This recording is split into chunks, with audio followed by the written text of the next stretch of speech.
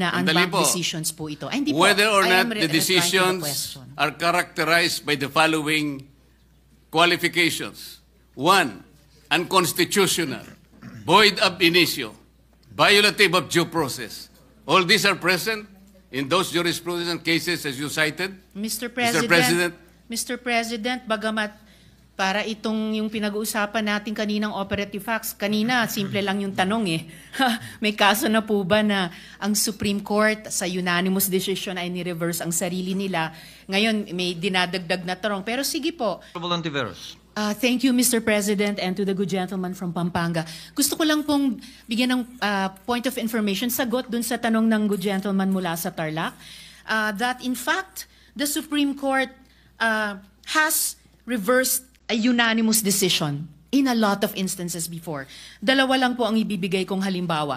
League of Cities of the Philippines versus COMELEC. Original decision, 2008. Reversal on motion for reconsideration 2009.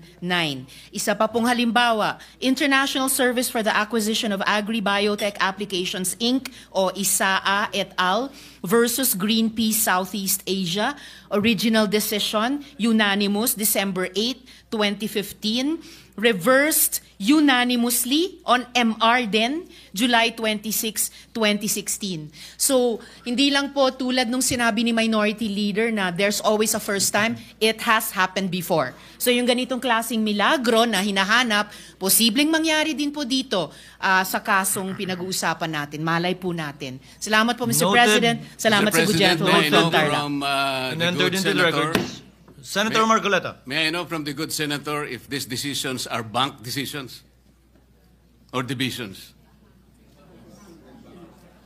Yes, Mr. President, unbank decisions po. Well, you have to cite the I would gladly jurisprudence. cite the GR number po bang hinihingi, Mr. President? Pagka sinabi pong bank, lahat po ng members ng Supreme Court, 15 of them, unanimous. To Kasi po, reiterate what I... baka division lang yan, 5 lang yun. Hindi po No, bank Mr. yun. President, to reiterate what I already said, mga ano po ito, mga reversal ng unanimous Supreme Court decisions. Yes, but I am At sa asking for dalawang qualification, halimbawang Mr. President, binigay ko whether po these are bank on decisions MR. or decisions by a division. And whether or not they Mr. were President, characterized by... sinabi ko rin na po kanina, Sandali unbank po. decisions po ito. Ay, hindi po. Whether or I not am the replying to the decisions question. are characterized by the following qualifications. 1, unconstitutional, void ab initio, violative of due process. All these are present in those jurisprudence and cases as you cited. Mr.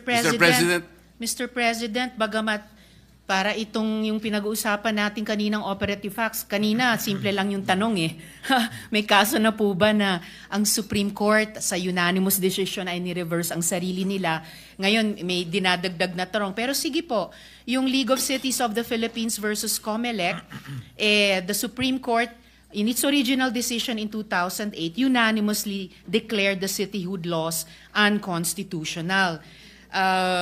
I will have to get more information po on the ISAA reversal of unanimous decision.